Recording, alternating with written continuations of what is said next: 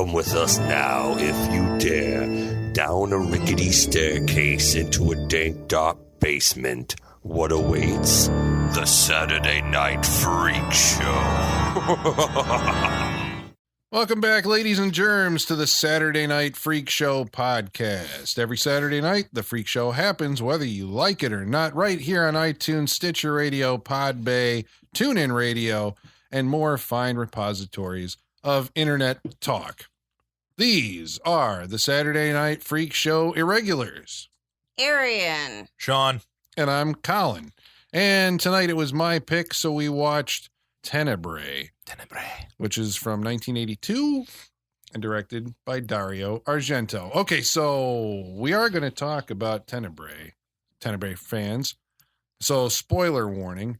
But first, I'd like to talk about a flavor of movie that I've discovered in my travels. Flavor's a good word. It's an Italian flavor. It's maybe an acquired taste, but it's like gelato. Something like that. Right. Yeah. It's called Giallo. Anybody know what Giallo is in Italian? Yellow. Do you know why these movies are called Giallo? Because that was the color of the books in which they were released. Like, there used to be little novels that were yellow covers and whatnot. That's very true. So these novels started in like... It helps if you read it 5 minutes before the show. In the liner notes. Yeah, in the liner notes for this movie. Well, there was a company called something along the lines of like Moldavi Press, and they made these books in the 20s, 30s, and maybe 40s. And in Italy, they were known as Giallo because of the color of the covers. And they weren't like Italian written books. They were books that were written by, they were thrillers, like Agatha Christie novels would be Giallo. Writers like Raymond Chandler, Ed McBain, Rex Stout, Ellery Queen, those type of like mystery thrillers, right? They're whodunits. I've read a few Ellery Queens in my day. And somewhere in the I want to say it was in the 60s, maybe like 63, I think we acknowledged like the beginning of the filmic Giallo genre began with Mario Bava. He made a movie called The Girl Who Knew Too Much, which starred, ironically, John Saxon, who's also in... Oh, really? Tenebrae. So he had a liking for these movies. Yeah. So you say to yourself, well, what makes a Giallo movie a Giallo? Black gloves. That's one. POV of the killer. That's two. Weird ass twists. That's three. Crazy looking sets and lots of boobies. Red blood. Very red blood. Yes. This predates the slasher movie. The American slasher film kind of became a thing in like the 1980s, right? And you say the slasher window ran from Halloween maybe in 78 until maybe like 1983 or 1984. I mean, it was like the greatest collection of this stuff. The concentration of it. Where the same thing happens with Giallo. They start in really like 68 or something like that. They come into their own and they peak in like 71, 72. Dozens of these things are made in Italy. So what is the peak? I think it's like 72, 71, 72. And then they kind of... What movie is considered the peak of this? If we're getting to Tenebrae in 82, and even before that, what do we watch? Deep Red, and before this, what is the peak if it's in the early 70s? Well, Dario Argento made a movie called The Bird with the Crystal Plumage. Mm-hmm. And I think that was 70 or 71. And I think that's widely acknowledged as the moment that like the Giallo came into its own kind of.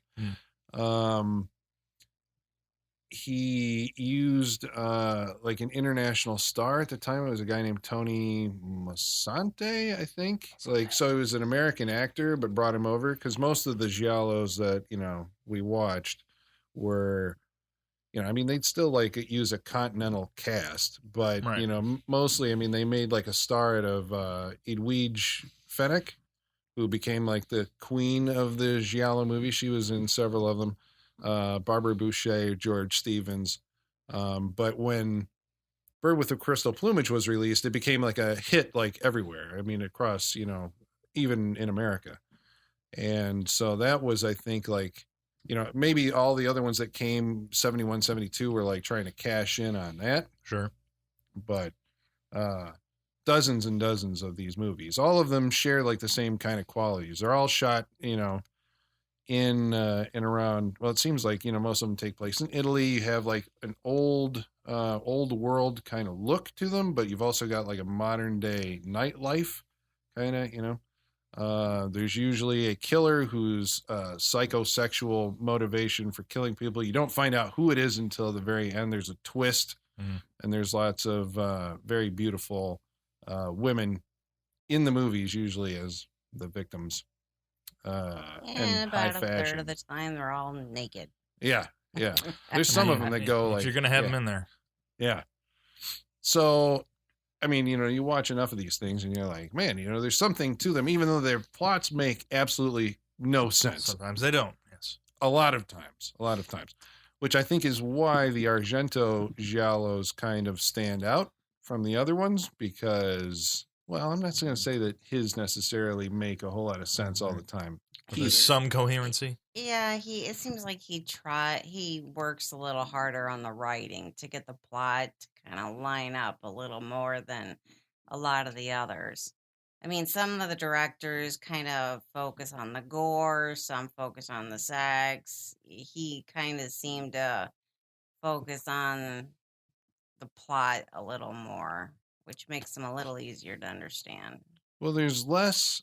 I mean, like when you watch the other giallos, generally have like a more 60s liberated view of sexuality. I think that's why there's like so much nudity in them. But Argento is like relatively restrained compared to the other ones, But I mean, there's always some kind of like deviancy or aberration, I guess, to his character's psychological, point of view. But I suppose that's true when you have like any kind of, Sure. insane homicidal, killer. I think he likes to play with his characters because even the side characters and a lot of them have little twists to their characters. I mean, nobody in his films is really played like a normal character would. They're all just a little bit weird. You're talking about it like even the bit players, little characters in the background and all that still have some kind of like personality quirk that makes them usually humorous, it seems like, right? Right. But that makes it stand out. They're unusual. That just reminds me of that scene in Tenebrae. I think there's a quick shot of two people at the bar. He's like, when are you going to photograph me? Never. It's fuck off. Yeah, you said like there's like a whole you get the whole story of those people right there. Just like, oh, all right, that's nice. It's a nice little sprinkling of seasoning in this movie. I thought that was enjoyable. Yeah. The other thing that the Giallo movies are known for is their crazy titles. Some of them, go way out of their way to, just like the black belly of the tarantula, or, like I said, the aforementioned and there are no tarantulas in that movie. I don't remember. I think it's metaphorical. It's the killer has a web, that catches people, and all the colors of the dark. I think is like one of my favorite titles, just because it sounds awesome. Was there an actual bird with crystal plumage in the bird with crystal plumage? Which always reminds me of the title, The Maltese Falcon. Yeah, right. I think there's one. It's like an art object on somebody's desk, like maybe in the killer's lair or something like that. There is a bird with the. Oh no, it's the sound that eventually triggers it helps them catch the killer. There's a bird outside of like the house and they hear the recording or something like that. My memory on it's not all that. All that bird repeat it back and they're just like, oh, yeah.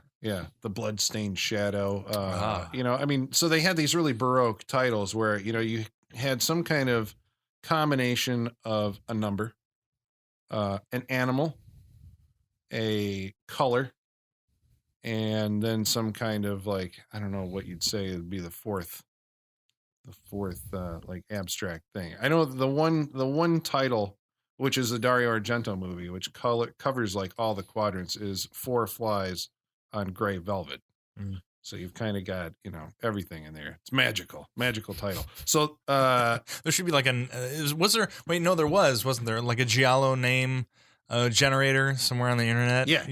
You just come up with some random shit like I used that. Blue Tears of the Night or something like that. All right, so stay tuned later before we summon Igor for the mailbag. I went on the random Giallo generator and I generated some titles. So I'm going to mix in. We're going to have a little quiz where we're going to have some real Giallo titles and some fake Giallo titles, and we're going to see if Arian and Sean can tell which ones are which. Dario Argento.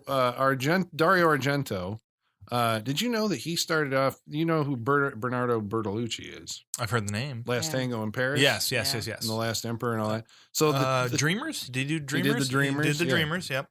So he and Argento. So Argento was his father was a producer in the Italian movie industry, and Dario got his start as a film critic, and then he worked up and then became a screenwriter. And with Bernardo Bertolucci, they wrote Sergio Leone's Once Upon a Time in the West. Oh. So that was the thing that actually started Dario Argento. Then he got his directing opportunity with The Bird with the Crystal Plumage. It became a huge deal, and so they were like, it fired off the Giallo trend, and it was like, okay, we need you to make more of these. So he made in quick order Bird with the Crystal Plumage, The Cat of Nine Tails, Four Flies on Gray Velvet. These are now regarded as his Animal trilogy. He made a comedy called 5 Days in Milan. Nobody went to see, so then he came back and did Deep Red, or Profondo Rosso, which many people regard as the best Giallo ever made. Damn, really? I would regard it as his maybe best. Definitely up there. Yeah. I mean, there's usually when you talk Argento, it's either Deep Red or Suspiria jockeying for, the best career best. But, he followed Deep Red. Well, I guess it's like, what does Deep Red do that why does it stand out? Yeah, because it catalogs a certain. I mean, it like, what do you call that when you take something, you're setting it in stone. Basically, it's like after that, this is what a Giallo is. It's setting a standard for. Yeah, it contextualizes it. No, catalogs it. No, something. Looking for a word, Well, but I and can't it had remember. there's always the clues that go through, and half of them either don't make sense or you don't get them till towards the end when they're getting ready to show you who the killer is. And in Deep Red, like the clue, you see at the very beginning, and they don't put any emphasis on it whatsoever. But when it comes together at the end, it's brilliant. Mm-hmm. Yeah, and this is also, Deep Red is one of those movies where I think, and I mentioned this to Sean earlier, it's like, I think it's one of those movies that is in danger of being ruined by the video era, because this is a movie shot in a time when you couldn't go rent the thing afterwards. There was no rewind button. So he uses that in a way where you see the clue. You actually see the murderer early on in the movie in a flash. So you're not sure of what you actually saw. Yes. But in today's world, I think you'd go, wait, I saw something, hit pause, rewind, and then you'd be staring at the face of the murderer. Where I think, it works if you just play it like, there is no stopping this thing. You keep going. It puts you in the headspace of the protagonist. And I think this is one of the things that Argento does that kind of defines his style, is he usually has a character who somehow has the clue to solving the entire thing and is like playing memory games with himself. It's like, I saw something, but I don't know what it is. But that can't be right. The audience has seen from the lead character's point of view, the killing or something. He also witnessed the exact same thing. So it's almost kind of asking, it's like interactive in that way, where you have to like try and figure out, like, well, I saw the exact same thing he did. Right. Yeah. It's just watching Deep Red. Like that was, that's the thing. You get that same image they do, and you're just like, I saw something. You kind of file it away as you're watching the movie. Like, well, I think it's this, but let's see where they're going. Like, definitely puts you in there with them Yeah. You have to do some mental gymnastics. Yeah, you do, because you're going back later on kind of thinking the same thing. The character's like, I saw something in the mirror. Yeah. Like, that's got to play somehow. Because it wasn't him. When you were, because you're like, well, wait a second. He couldn't have been there. He couldn't be the killer because he was there and like a minute later, the guy in the movie You're playing the same game. You're like, it's impossible. He was there, and she was down there, and that person was down there at the same time. Well, and it's also kind of cool because it actually sets up a reason for this character to want to continue looking into this thing, which is something that drives me crazy with all the Giallo movies. Is the protagonist is never a cop or detective or anybody who has any reason to be investigating these or to murders. Be that invested in finding this stuff out. Yeah, exactly. And it's like, I get to be a detective today. Yeah, it's like none of them ever makes sense, but at least for Deep Red, that character and the way that it played out, it actually made sense.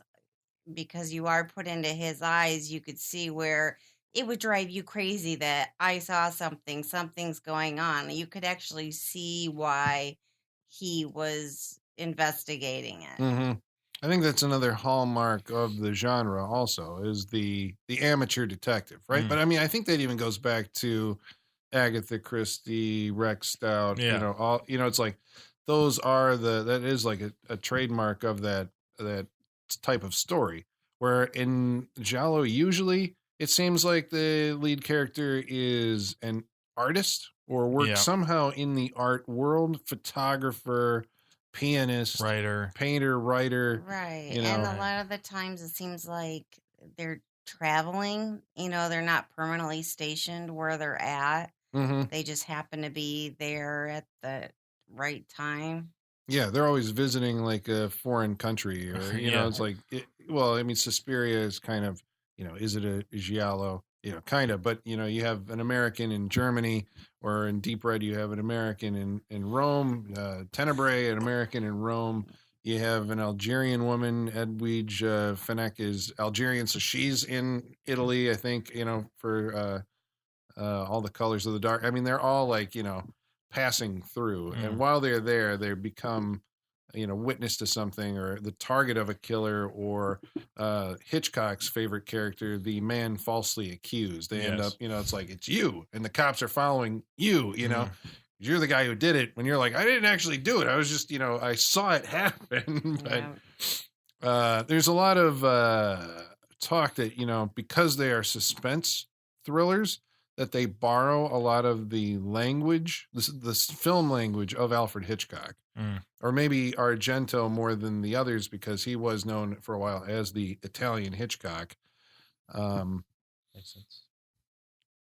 I mean, well, I see in some ways, it's like, did he borrow it from Hitchcock, or did he borrow it from Sergio Leone? All the use of close-ups and stuff like that are shots used in Sergio Leone westerns, right? The Fistful of Dollars and The Good, the Bad, and the Ugly, and those.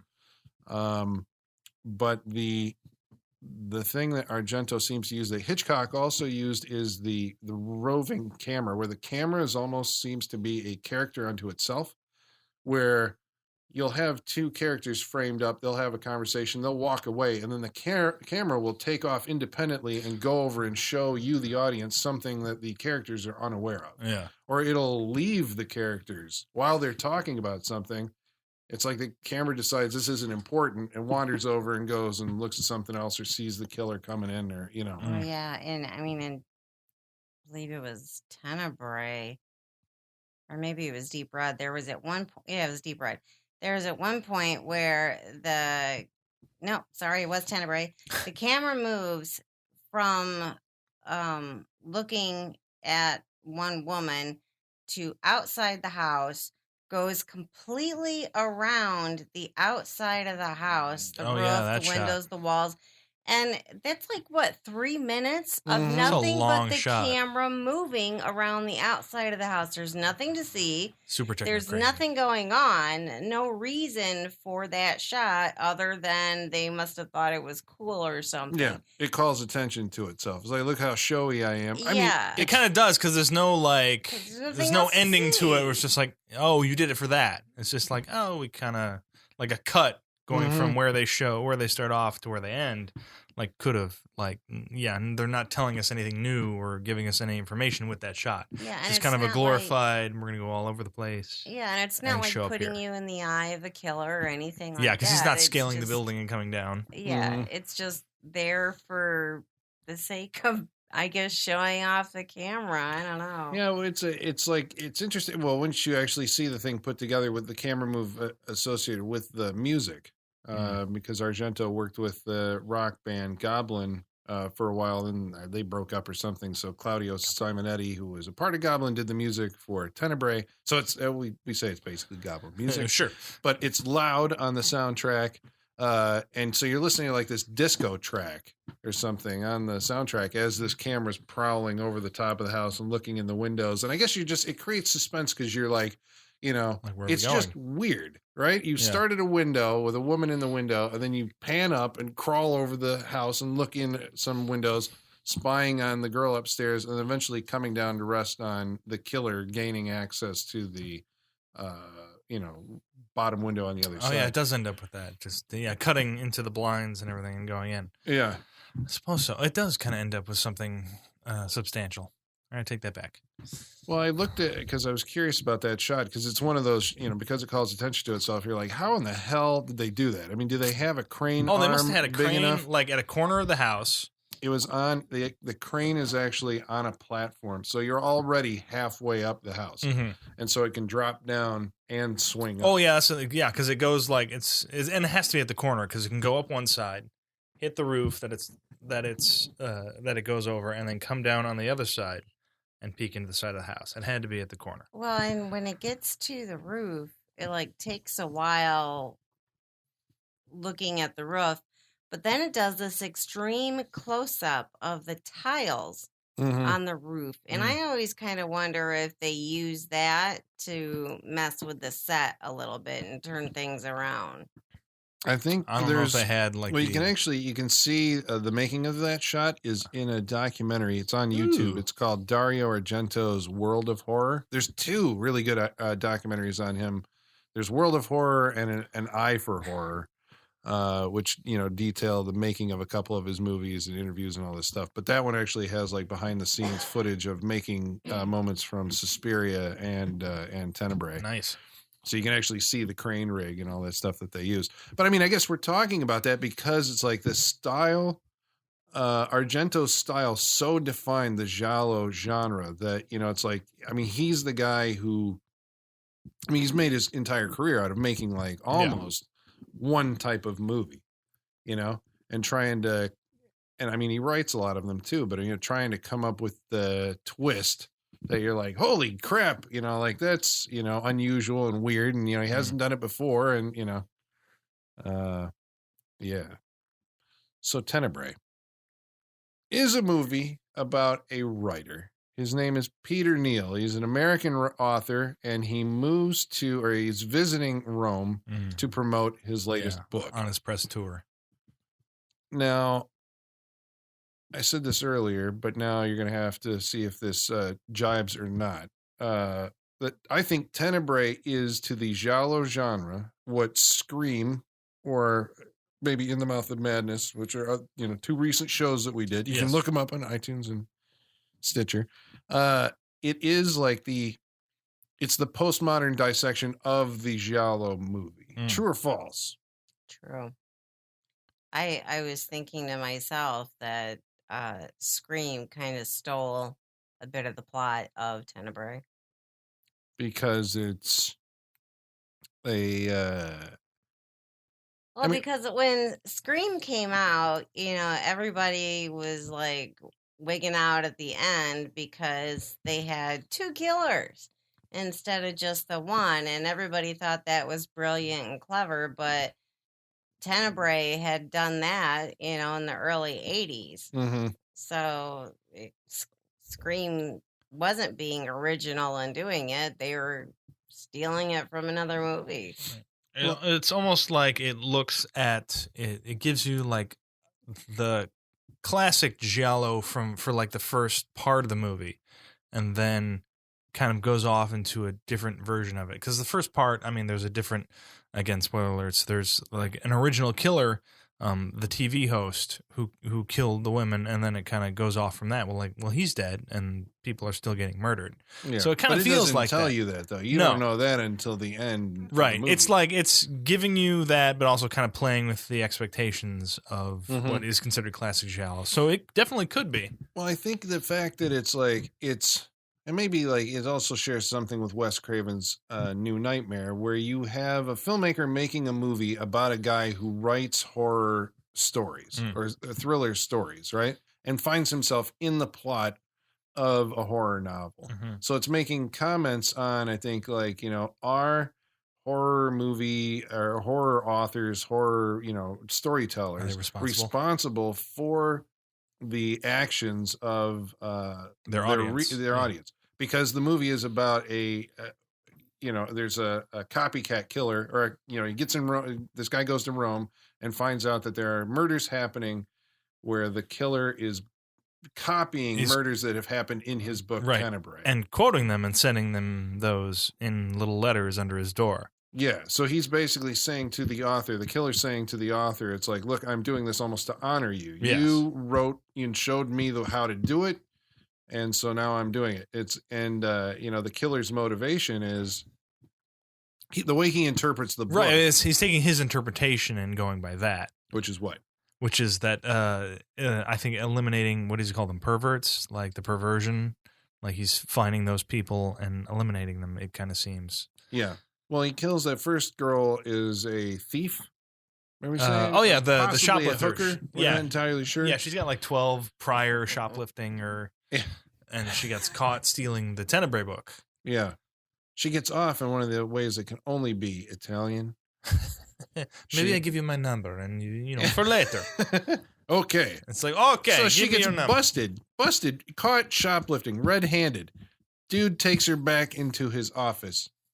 She propositions him, gives him her home address, and he's like, okay. And he gives her the book. It's like, he shoves the book back in the purse, like, here you go, on your way. Take the book. That's amazing. That is amazing. Yeah. You can get away with that. I can get away with that. Yeah. And then the second murders are a pair of lesbian lovers, one of whom may be a prostitute. We're not entirely sure. Yeah, I don't think so. The third murder is she's a girl that Peter Neal happens to know personally. Well, I guess he knew personally one of the lesbians. She was a critic. Yeah, she's a critic who's always, like, before that, always been nice about his work, and suddenly in his press tour kind of attacks him on his themes or his motivations for writing the book Tenebrae. Well, I think that was what put her on the murderer's radar, because he was there at the time. Originally, when the author first comes to town, there's a welcome party, and the killer happens to be at that party, and he's just kind of not talking, standing in the corner watching what's going on, and this woman comes in as a writer, and she's known the author for a while, and they've had a great relationship, but she immediately pounces on him for the way he treats the women in his latest novel. Mm-hmm. I have to assume that is criticism. Like, what she says is probably like verbatim criticism that Argento has gotten. Yeah, it's got to be. Yeah, well, that would make sense because it's true. Well, he did say I don't know. Has he commented on that? They're shown. There's a quote that I remember reading in an issue of Cinefantastic back I bet that still when exists. This came out. It's online now. I think I still have the issue. It was about this movie. But he said something to the effect of that he prefers to look at beautiful women, and he would prefer if he was going to kill someone in his movies, he'd prefer that it would be a beautiful woman rather than an ugly one. And so that quote has basically been taken and used in years since as proof of Dario Argento's misogyny. Well, let's be honest. If even myself, speaking as a female, if I'm watching a horror movie, chances are it's going to be a woman getting killed or a man. But if it's a woman, it's almost always a pretty woman. And I think a big reason for that, aside from the obvious sexual part, is because there's more emotion involved. People don't like to see something beautiful get destroyed. I think that's what it is. I'm glad to hear you say that. I seriously think that's it is. And somebody you said have more today, empathy for a female character in jeopardy somehow, right? Yeah. And even good looking, because somebody said today, like I was reading this, it's ironic this comes up, but somebody said today, like, that's why like Hollywood movies cast actors and actresses who are good looking people. Like, because the regular public kind of pays to see that, like in the situations they're in. Like, at some level, like that is all fantasy. It's like even it's the most realistic scenario, but everybody looks like everyone's perfectly pretty and everything. But we kind of like that's something we go to see. Mm-hmm. That's funny. Yeah, but I don't know. Is he misogynistic? There's so much that he does. It seems like even like his treatment of homosexuals in the two movies that we watched is, I think, for the time, like, because in Deep Red, David Hemming's friend ends up being gay, and it's just kind of like, okay, you're gay, and this is 1975, right? Which I have to imagine was kind of probably a big shock. Big thing. Even because even the character, in Deep Red, the one his friend who ends up being gay, Carlo.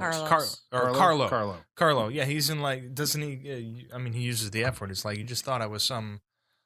Yeah, at some point, didn't he? He was drunk like, on this the is bed. What you thought he's of me. like, not only am I a drunk, I'm a faggot to boot or something to that effect. Yeah.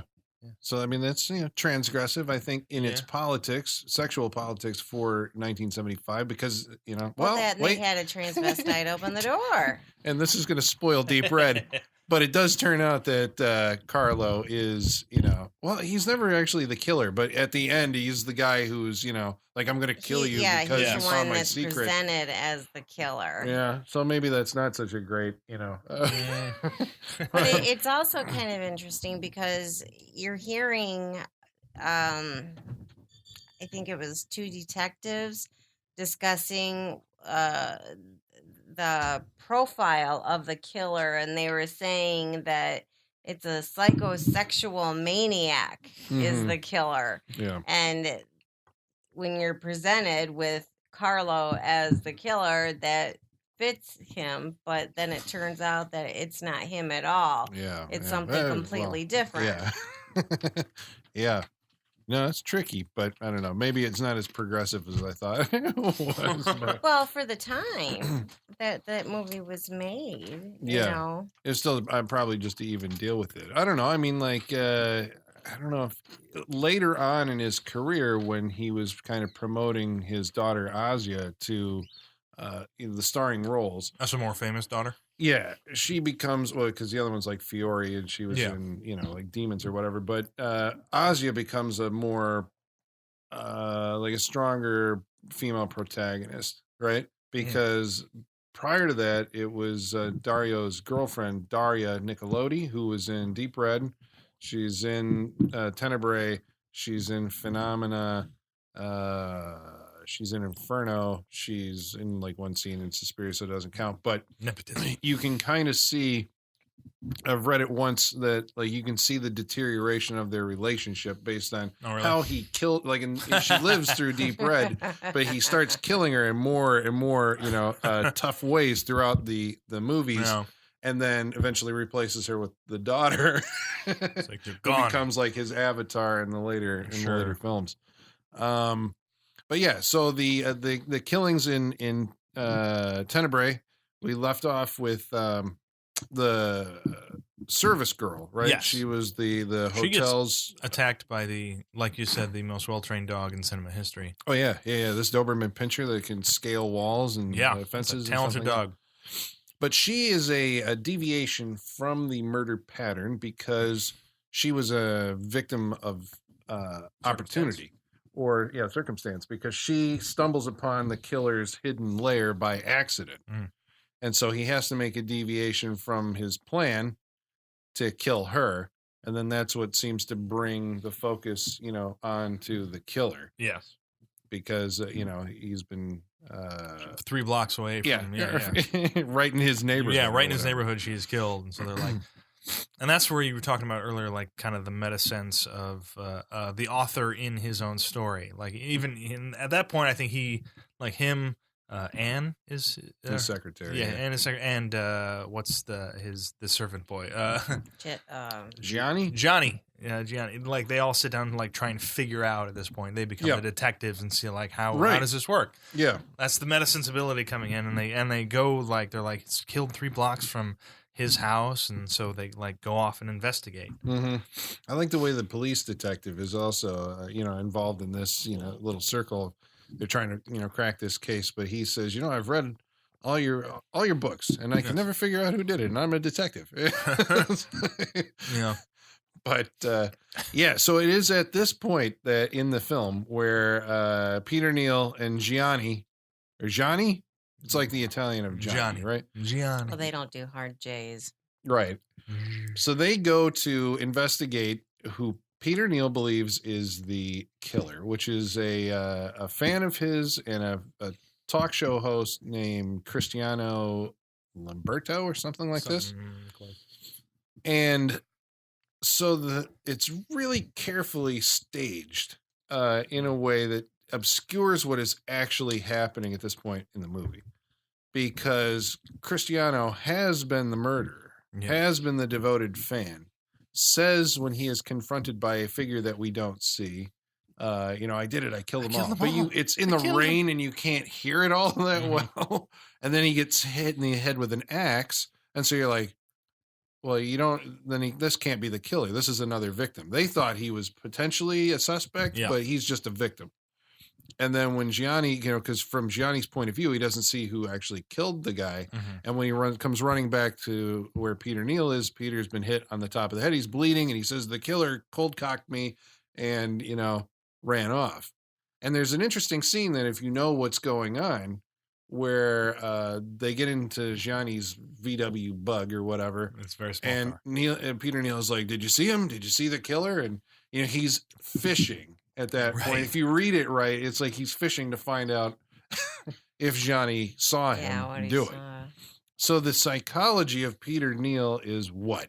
It's tied back to somehow in his past in Rhode Island when he was in school. Yes. Because he keeps having these flashbacks. We don't know whose flashbacks they are. We just assume they're the killers, yeah. You go into the movie assuming there's one killer. So it's like, wait, who is doing what? But why don't you explain what we're seeing there? I mean, the first flashback is it's a woman, and she's teasing like a group of young boys. They're walking down, they're like beachside and everything, and she's slipping off her dress, showing off, and they all it's very weird because she like gets down on her knees and they all just like crotch first right into her. And then the killer. You never see their faces. No, you never see their faces. Like men's legs. That's all you ever see. Mm-hmm. And then who we assume like the killer comes up, and for some reason he gets very angry at this behavior and everything, and he slaps her, and then he runs off. And the other boys chase him down and tackle him and get him like splayed on the ground and hold him down. And she comes along, this woman, and sticks her red heel like in his mouth. And just, she's punishing him for obviously hitting her, but. Are we supposed to read that as something more invasive? Is that oral rape?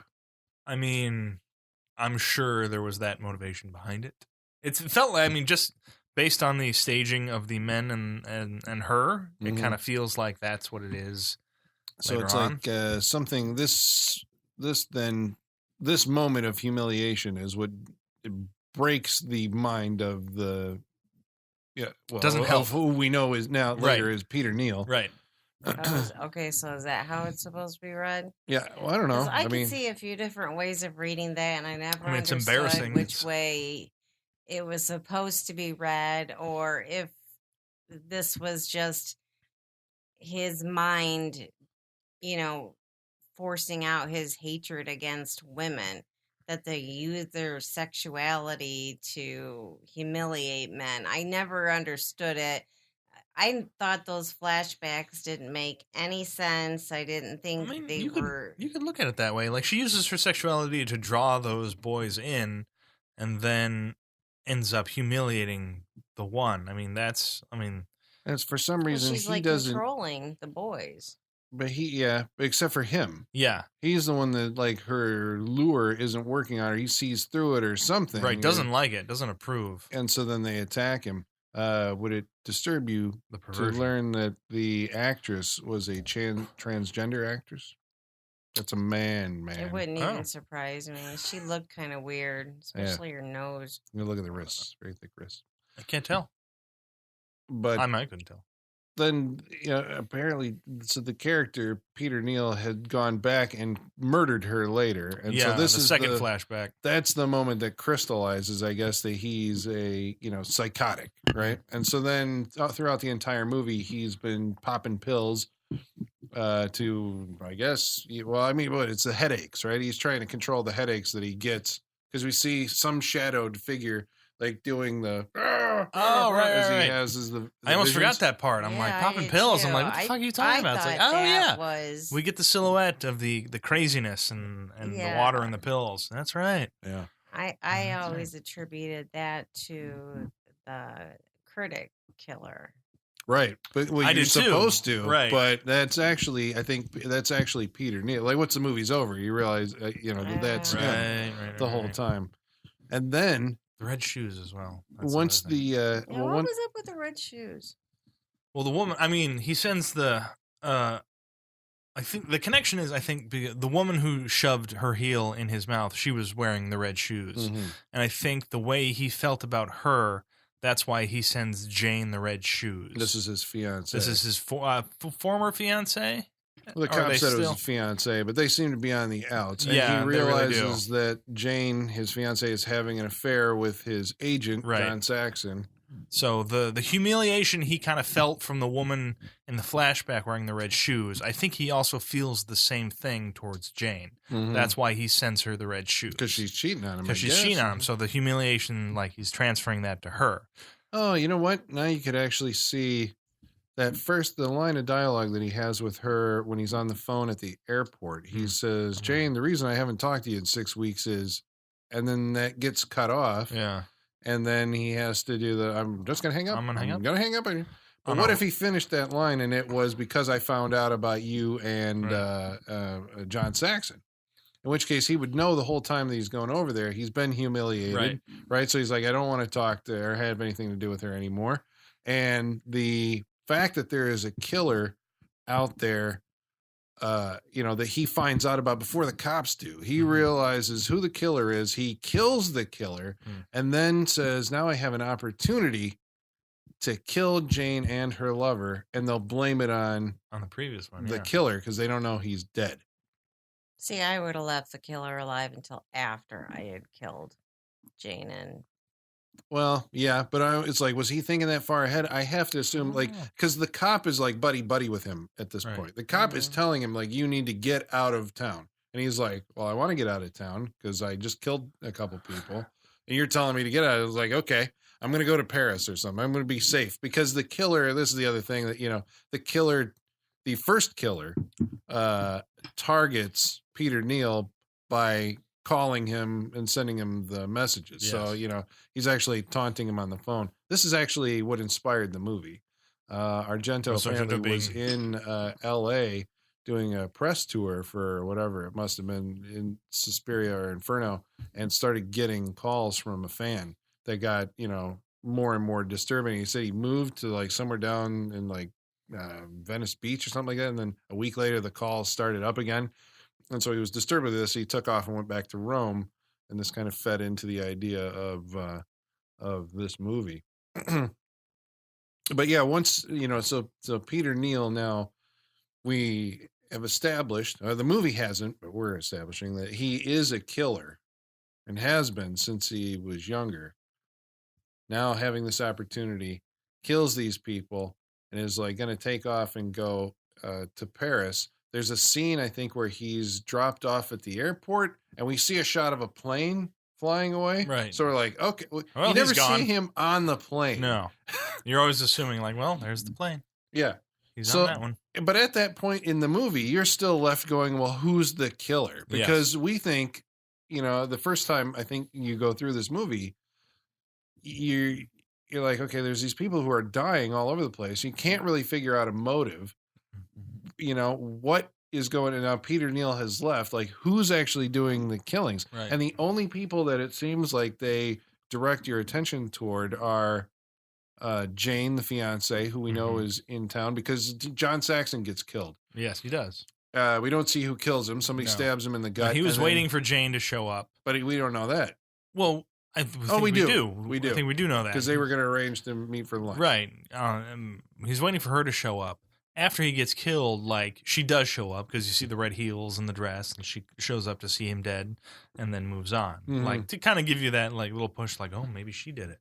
Right. Because we see the red shoes, we Right. figure this is the person who actually killed him. But if you look at the flashbacks, like, it's obviously, I mean, if you're going to take anything out of the flashbacks, it's like, well, this is probably our killer.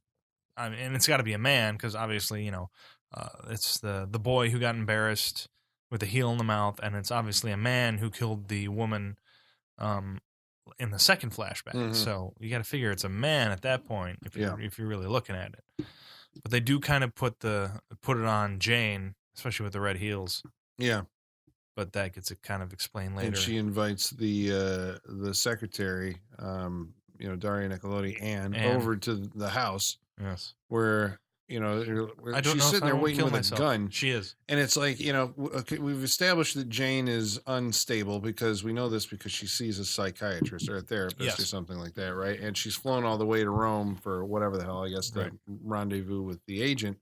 She waits with a gun, which I guess I read this time. I suppose it's because, she saw John Saxon dead. Right. She figures somebody is also coming after her. See, but it still doesn't make any sense, though, because she calls and asks specifically for Anne to come over and talk to her. So she knows that Anne is on her way. So the way it's presented with her holding in the gun, you're left wondering, what, is she going to try to kill Anne? Yeah. Right. Well, yeah, I mean, you get that because with the, like, kind of the suspicion that's been thrown on her from John Saxon being dead, and to see her sitting there with a gun, like, you're still thinking, like, I mean, they're kind of making it obvious for us. Because she may have killed John Saxon, right? For all we know. She had the red shoes, and they were there. Right. So with the gun, you're just like, oh, she's going to kill Anne. Yeah. But she's really just, like, paranoid. Yeah. Because she saw John Saxon just like somebody else, like somebody's killing people. I could be next. I need to protect myself. Yeah. And sorry, go ahead. Part of the problem is that the acting isn't all that great. So you can't tell from her acting skills, if she's like gearing up to kill somebody or if she's just scared and needs But I think help. that's the point they're driving home. Like, they don't want you to know what she's doing. They want you to be guessing. Yeah. It's like, is she or is she? What's happening? What's going on? Like, is it this obvious she's going to try and kill her? Is she, I mean, you look back at it now, you're like, oh, she's paranoid because of the stuff that happened before. And then this sets up one of, I think, the greatest murder scenes in movie history. I mean, really good. It's, she's sitting in front of this plate glass window, and the axe comes down on her arm, and then she sprays a geyser of blood on this red blood on a white wall. White wall, yeah. I mean, it's just it's one of those moments where you're like, it's hideous, but this is like visually a beautiful shot. Red blood on a Bloody white wall, art. just kind of going across the thing. I mean, it's really something to look at. And you're like, who came up with? I mean, I guess that's why it's the flair and the style. Yeah, very inventive murder scenes. Yeah. I'd be curious to know how many takes that took to get that right. I'm guessing one. I'm going to say one. Because in the subsequent shots in the movie, you can still see that wall with and it's that the pattern same on spray. it. Yeah. I'm like, they had one shot at that and did it probably on the first. Right. It's like whatever we get, that's what we got to go with. Yeah. They did well. Yeah. It's a good shot. But then we find out shortly thereafter, a woman walks in the door. It looks like Anne, and the killer, strikes her on the back of the head and kills her. And it's that moment he's like, "Oh my God, I've killed Anne." And we find out that it's Peter Neal is the killer. So, I mean, this is like the big shock moment of the movie, that our protagonist, who we've been with this entire time, actually is, the killer. And then he's, relieved, I guess, to find out that he actually killed the female inspector. Yeah. Where everybody looks the same in this movie. I was saying that earlier, but, it's like, I don't know if it's a theme or something, but it's like that you have doubles. It can't be an accident to be that close in what they look like and what they're wearing. Yeah, well, at the end, when he freaks out about that, that's when I kind of realized, like, oh, well, boy, they've been setting that up all along. Mhm. Right. When you had mentioned that the suits were close, and when he got a phone call across the street, and he was standing by the window with his assistant Anne across from him. The person across the street looking in said, I see you standing there with a woman. And so the female inspector takes Anne's place, and she can't tell the difference. Mm-hmm. So it's like they kind of allude to that throughout the movie, just, I think, so that the ending will pay off. It's possible that, because the other thing is that you have the duality of, you've got two killers who are mirrors kind of themselves. You have the guy who writes the, they mirrors, I guess. One thinks about killing people, and the other one actually does what the first one thinks. So maybe that's a one person. They form one part of a symbiotic. Different sides of. And so then the cop is like the double of Peter Neal, because he's the actual inspector. Right. He's like, and he even mentions that at some point in the movie. It's just like, I still have to turn over dead bodies at some point. It's like, we're both investigating, but I have to do this. So he does mention that too. Yeah. And at the end, Peter Neal says that this whole thing, like he mentions a couple times that, when we are with him, when he's still the protagonist, he says he's trying to solve the case by working out the plot of a book. Yes. And then later, when he's actually killed people, he says, I laid it out just like the plot of a book, It's like, so he is living a story. He made a story come to life, for all intents and purposes, but he was caught because of, he thought he killed Anne, who he actually does have some real feeling for, I think. Apparently, yeah. I mean, they've been together for 6 years, they say? 6 years. We've never spent the night together. Yeah. But their closeness gets mentioned kind of throughout. A little bit. It's like he asked her to stay for a nightcap, and you can kind of see that he's kind of feeling the waters, but she's keeping it professional. And, at one point she's talking to herself, kind of making fun of him a little bit, Well, the only person that he kills, I get he kills the detective, I guess, because he has to at the end. And he seems like he's about to kill Anne at the end because he has to. And he's killed John Saxon. Well, yeah, but he killed John Saxon, and those were his targets. Yes. John Saxon and Jane were his targets. He kills Gianni. But as you're watching this the second time around, I'm like, Gianni just keeps after the first time, he's go like, home, Johnny. I didn't see anything. He's like, you're a good kid, go home. And then the second time, it's like, I know there's something that I missed at that house. Right. And it was like, he looks at him kind of weird. And the third time, he's like, okay, you're leaving.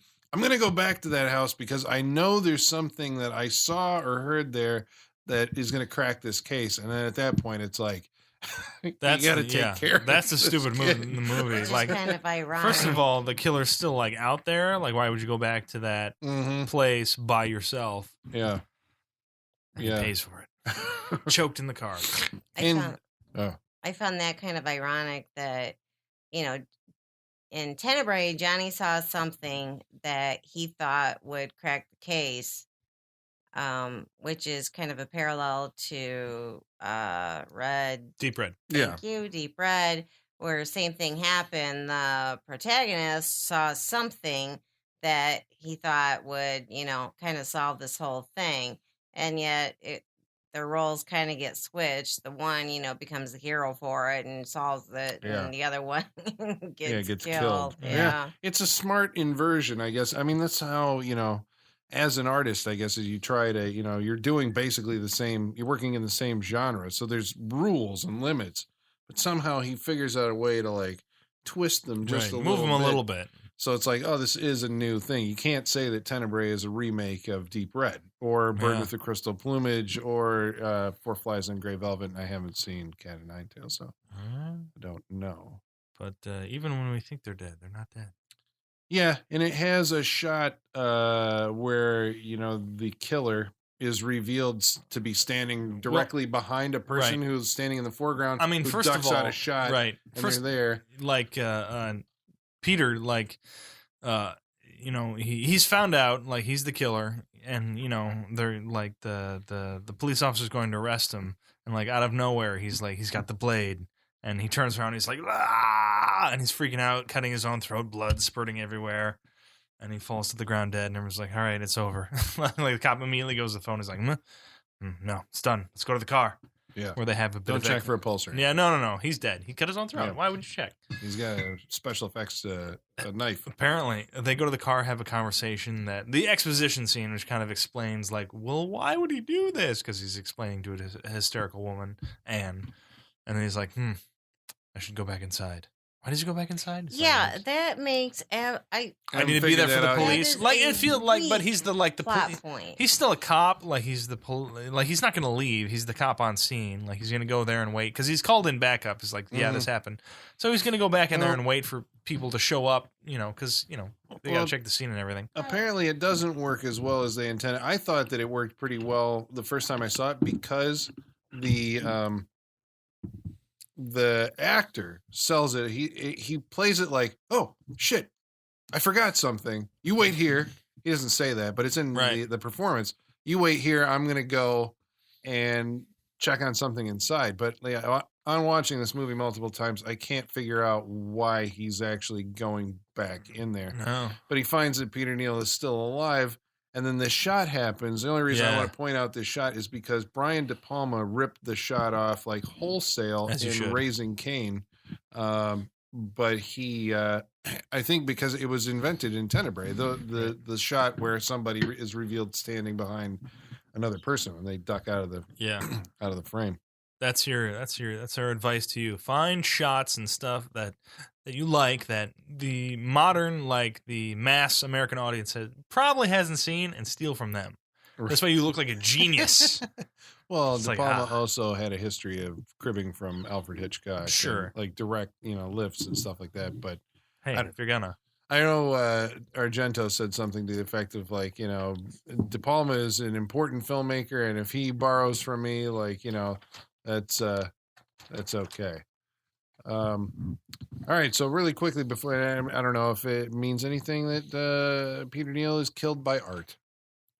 Oh, he really is. He's killed by art, by a sculpture, which we've been staring at for like the past 15 minutes of the movie. Right, that looks sharp. Oh, that was something else I wanted to point out.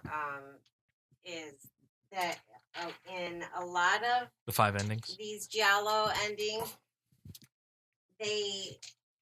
all of the settings are absolutely incredible.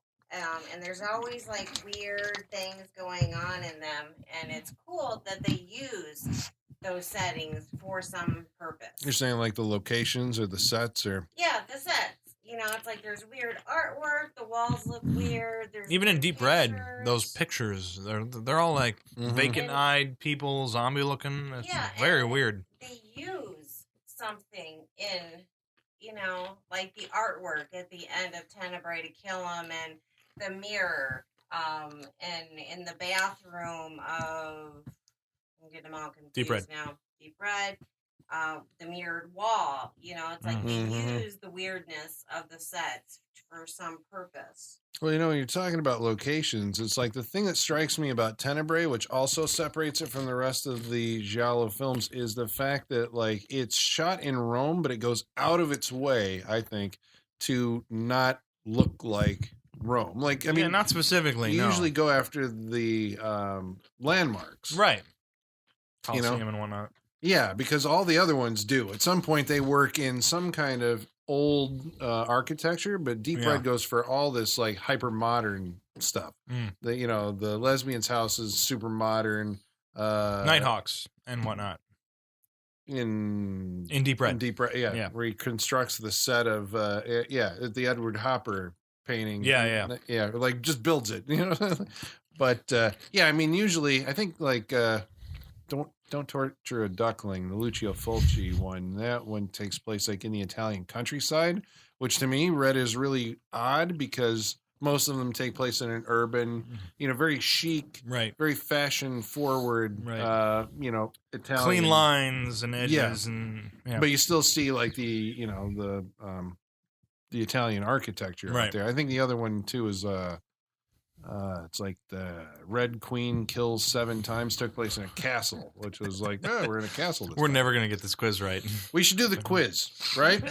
Yeah, All right, I think so. Here we go. This is Arian versus Sean for dominance in the first ever Giallo movie title. Probably quiz. first and last, I'm going to say. Is it real or is it fake? Is it real or is it giallo? The iguana with the tongue of fire. Arian. Not a Giallo. Sean. Not a giallo. You're both wrong. Oh! That's from 1971. We're screwed. That sounds like a B drive-in movie theater title. That's an actual movie. Oh. Okay, there's 15 of these. Next one. The House with the Yellow Carpet, Arian. No. No. That is an actual movie from 1983. My Good Heart Lord. is an Assassin with One Red Eye, Arian. No. I'm going to say Sean. no because they're claiming it's like My Heart, like doesn't seem like giallo. All right, you both get a point All right. because that is fake. All right, next one. What are those strange drops of blood doing on Jennifer's body? No. I'm going to say no to that one. You're both wrong. What? It's a real Good movie. Lord. It's also known as the case of the bloody iris. Oh, See, you that I see, would've you can't. said That's yes cheating. to. 'Cause That's I know that cheating. one. That's the original That's Italian cheating. title. All right, how about a glass eye on a blue satin pillow? Yes. Yes. That is fake. No Oh. Damn it. points for you guys. Next one, strip nude for your killer. No. Yes. It is Yeah! a movie from 1975. Sean has 1 point. The House with the Laughing Windows. Yes. No. Arian gets a point. That is a we're movie from tied. 1976. A blind lizard in an empty grave. Yes. No. It's fake. Sean Yeah. gets a point there. Kill the fatted calf and roast it. No. I'm going to say yes. It is Yeah. a real movie from 1970. Got 2. A blood-stained orchid on a silver casket. Yes. Yes. No, that's a No. fake movie. Damn it. 5 Dolls for an August Moon. Yes. No. It is a Yay! movie. So Arian gets a point. 1970. Tied A again. lizard in a woman's skin. Yes. No. It is a movie. Damn it. That's Lucio Fulci, Excellent. 1971. They like lizards, don't they? I guess. The black cat with the blood-stained lips. Yes. No. It is not a movie. Oh. 2 Tied. more. Your vice is a locked room and only I have the key. No. It seems overly long, but I'll say yes. It is a Woo! movie from Come on. 1972. And The Perfume of the Lady in Black. Yes. No. It is a movie. Tied. All right, Tied. so that's it. So you're tied. Okay, the That's next to last horrible. one did not have any of these Giallo Horrible. thingamajiggies.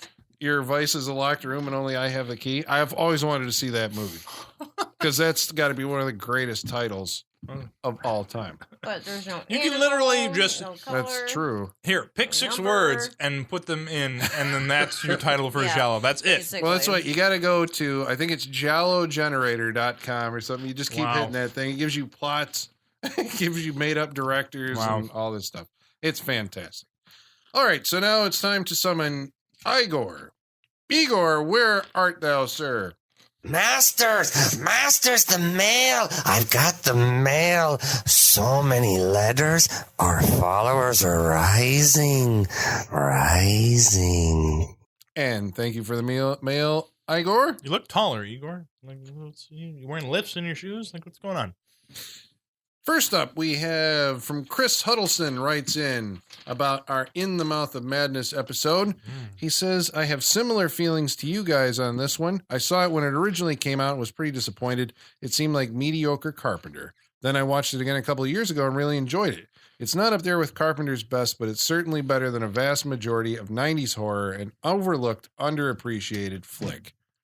All right. Thank you for writing in, Chris. About Critters. What? Okay, so this came out of the blue, but I did post a photograph of when we did Critters on our Facebook page, which is where everybody's writing the in. first By one, the way, Critters? that's facebook.com/Saturday Night Freak Show. I'm not actually sure. I posted a picture of the two alien bounty hunters and a fellow named Rob McLeod.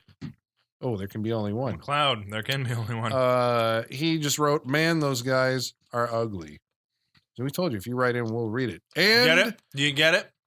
Do you get it? Ugly? Ugg and Lee. There it is. It's funny. Because the bounty hunters are named. See, it's Ugly. funny because they're ugly. All right, They're yeah. ugly. Yeah. I appreciate your humor, sir. If nobody else here does, I like it. Thank you for writing in. It's time for wrap-ups. And so that means we start with Arian. The floor is yours. Well, Tenebrae I wouldn't say is his best, but I did enjoy it. Even though I kind of netted off a little bit there for about 5 minutes. The plot wasn't as well put together as it could have been, but overall, I'd say it's worth a look-see. That's me. I'm done. All right. So it sounded like a recommendation. Yeah. Tenebrae. I think it's all right. I think it feels to me like the most straightforward of the Dario Argento movies that I've seen. And I think I appreciate it because of that. I like the story of this movie. I really like the visuals of his movies. I think I appreciate those more in his other movies than the storyline, but I think it all comes together in this movie. This is the second time I've seen it. It was I think it was much clearer this time. I think the last time we watched it was after we made a short film. Kind of in the genre of this movie called Slit. Which you can find on Amazon Instant Video and other fine places online. Please do watch that. Love the Giallo genre so much. There it is. I think we watched it right after finishing that one up. And it made more sense like watching it through this time. And it's a pretty clear movie. I liked it because of that. So I definitely recommend it. This is, as far as Argento goes, I like this one a lot.